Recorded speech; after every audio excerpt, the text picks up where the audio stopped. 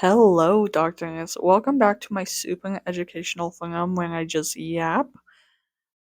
Disclaimer before we start, some of the topics that we are discussing are a little bit heavier. Some of these topics include faking cancer, SA, PTSD, abuse, unwanted shooting, bombing, and suicide. With that being said, let's kind of get into it. If you love TV, you might have watched an episode or two of Grey's Anatomy. I personally love the show, okay? This show has so many seasons with so much unearthed drama that it's perfect for like the normal everyday consumer to watch and get like a little like binge fix from, including myself and my family. I have converted my household. What can I say? Much like my YouTube videos, these TV shows are scripted because without scripts, they would not be as polished and uniformed and fantastic as they are when we are seeing the final cut. But let me ask you a question. How would you feel if you were watching a show, your favorite show, say Grey's Anatomy, and you found out that one of the writers, actually, one of the co-executive writers was terrorizing their co-workers, friends, lover, and their lovers' children while gaslighting the world. How would you feel, besties? You'd probably feel pretty shitty, you know? Now, imagine watching the show knowing this. I did not care. I ate up the drama, I ate up the deceit, and I assume you do too, and that's why today we are going to be talking about Elizabeth Finch. If you have no clue who this woman is, let me provide you a little bit of insight.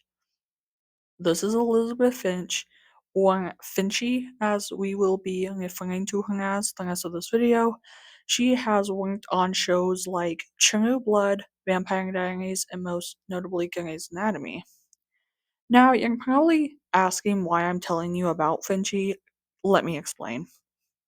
Elizabeth Finch faked having cancer, made fake SA claims that allegedly happened on the set of Vampire Diaries, faked going to the Tree of Life shooting, faked having PTSD, stole someone's trauma and turned it into a Grey's Anatomy episode, stole someone else's trauma and used bits of it for a Grey's Anatomy episode, um, claimed her brother abused her, and also claimed her brother killed himself.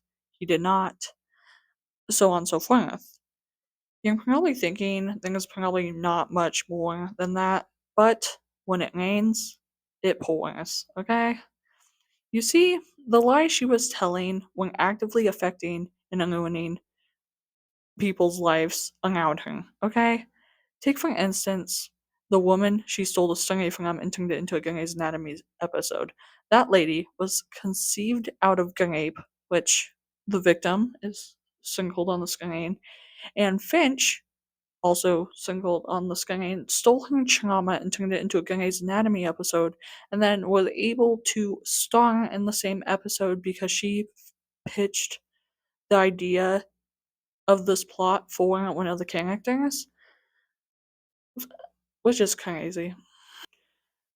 Now, if you're thinking this could have been the extent of what she did, you'd be wrong. Let me take you back to 2023, specifically January. As we know, on the 30th of January 2023, a man bombed a New Jersey synagogue. Finchy said that she had connections to this synagogue and needed to go. When Finchy got back, she claimed she had undiagnosed PTSD from going to the synagogue. She also said that she had pulled a woman out of the wreckage that she had known, and people genuinely, understandably so, felt bad, because if someone told you this and you didn't feel bad, I fear you'd be crazy.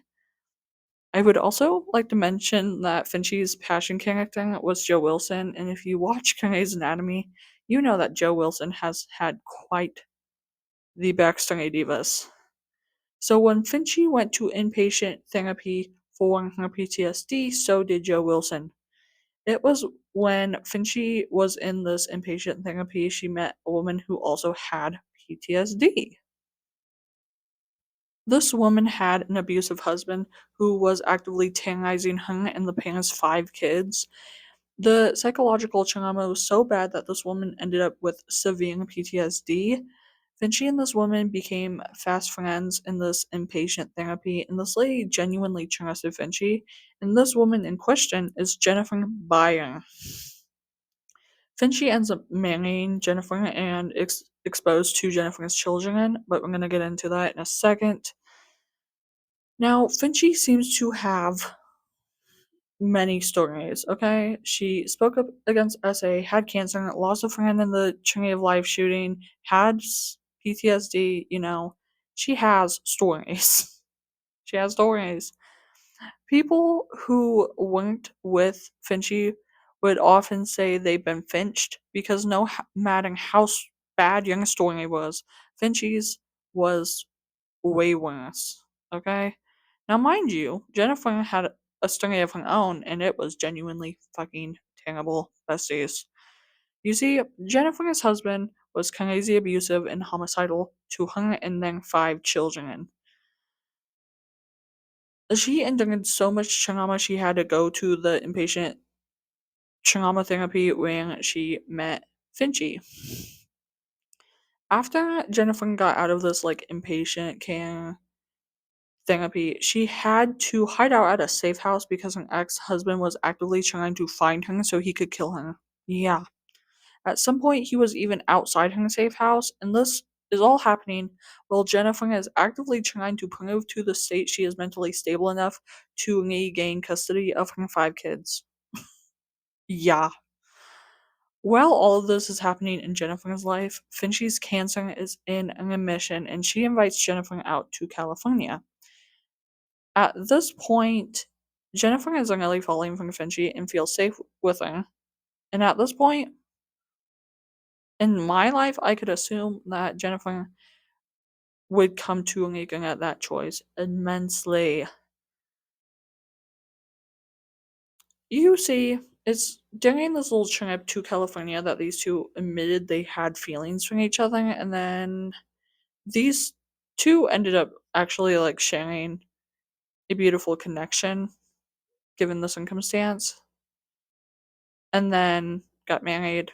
And then Jennifer would notice some inconsistencies in Finchie's story about the cancer, because I need you guys to know that Jennifer is a registered nurse. This is a key thing, besties. Some of these inconsistencies on how Finchie was acting from someone who had cancer and the fact that she didn't look like someone who had cancer. Another one was that she had no chemotherapy port scar. Jennifer also noticed that Finchie had this pattern where she had to be the center of attention even when it came to Jennifer's 5 children. I would also like to note that Jennifer went on Finchie's social media and found out that on the day Finchie was allegedly at the synagogue shooting, she was actually at a Halloween party with friends instead, and she also clocked her tea on that. Now I know what you're thinking. How did this get out to the public? How did the public react? And what happened to frickin' Lion McGee?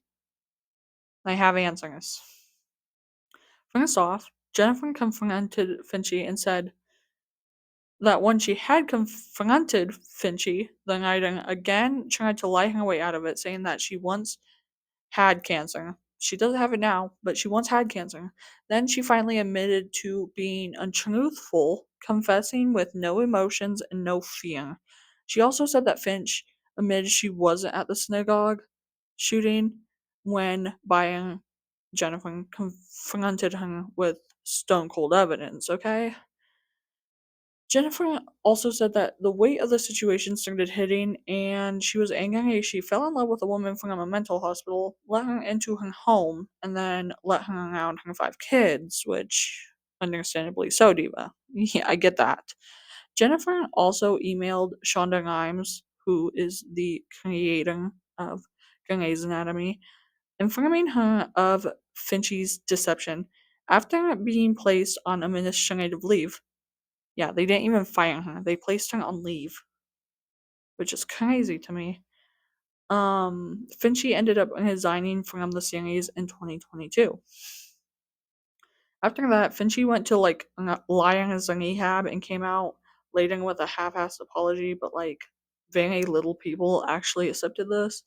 And I forgot to mention that Jennifer and Finchie separated either in 2021 or maybe 2022. They were only together for a year. Like they got married and then like shit hit the fan super quick and then they got divorced. Like literally a year later after being together only a year. Jennifer and I believe at least two of her kids are in Anatomy of Lies on Peacock. In case you guys kind of wanted like a full-fledged out docu-series to watch, because they go into so many details within 3 episodes that span about an hour-ish each. And that's it, besties. I will say this is the first video essay of 2025, and I have so many more I want to pump out, so I'm very excited. I hope you guys enjoyed this, and I will see you in 2 weeks with a sit down video. Love you, bye.